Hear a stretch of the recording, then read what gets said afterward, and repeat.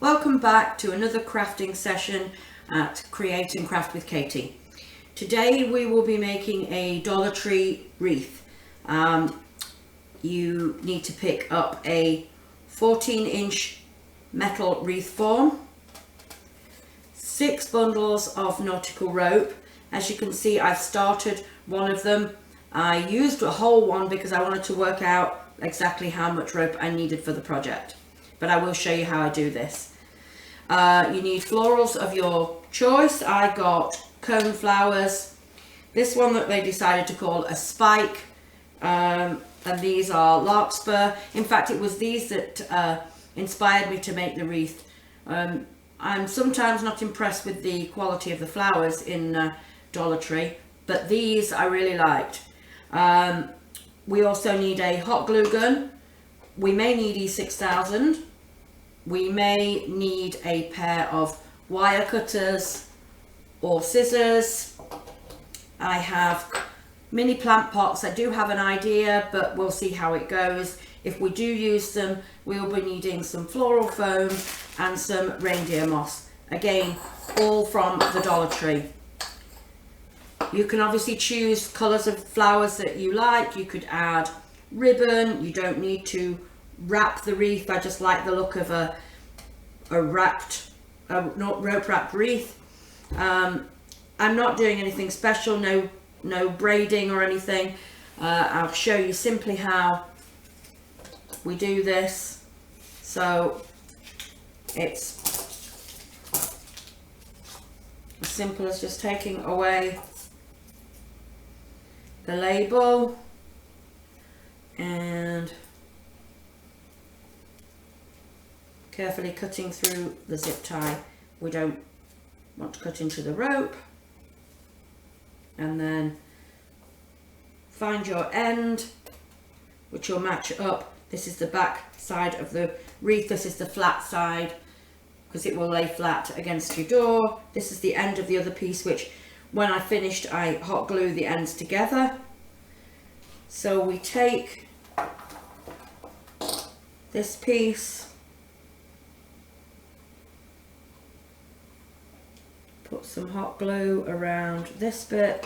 It's not necessary to glue the whole piece. All you're doing is making sure that this piece that you've got has a good attraction to the last row that you did. Wait a second for the glue to dry, and then you're simply going to pass the nautical rope over and under the frame of the wreath. These are 9.5 feet long, so it's easier if you can keep it in a little bit of a bunch at the beginning, but it's not imperative. As you're not gluing as you go along, it does give you the opportunity to keep pushing it. You can pull it a little tighter.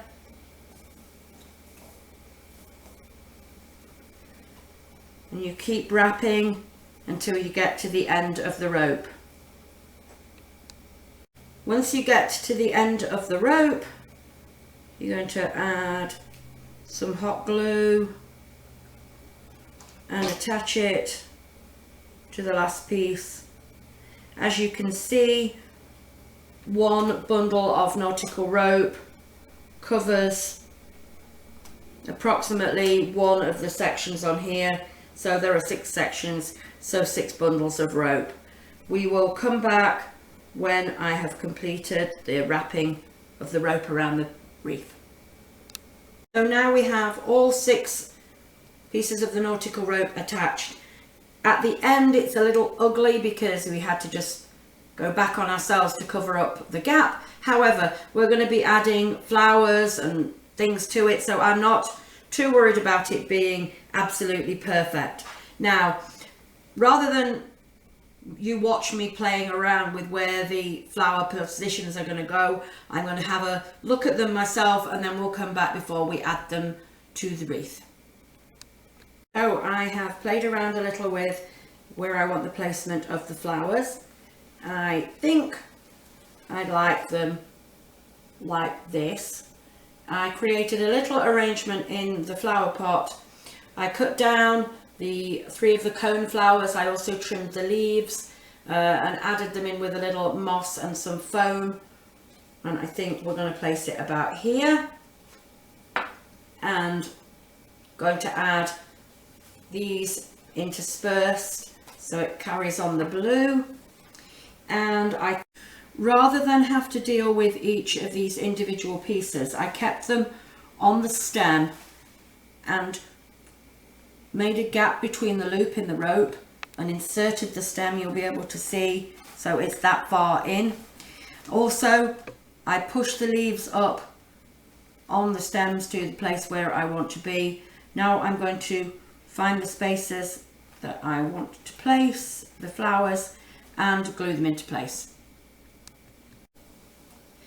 Now, as I am not adding these individually, it's obviously you're going to be using the glue underneath the whole stem.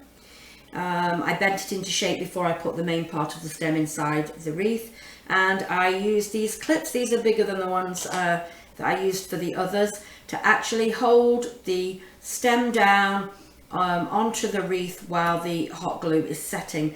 Now, I got these clips from a local hardware store, but I'm sure it was a value pack. I'm sure you can get them on Amazon. I will find them and put a link in the description. As you can see, I alternated the flowers, yellow on one, white, then the yellow, then white.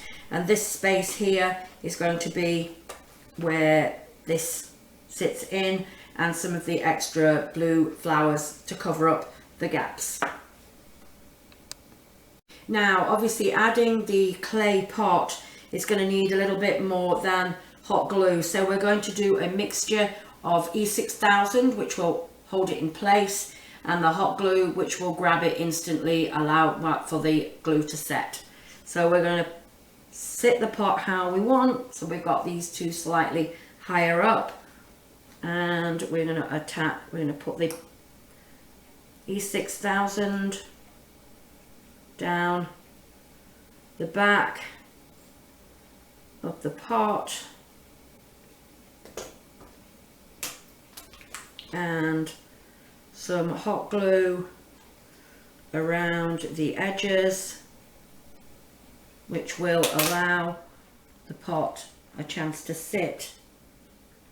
And as you can see, I made sure that there's plenty of space for it to actually grab at the back.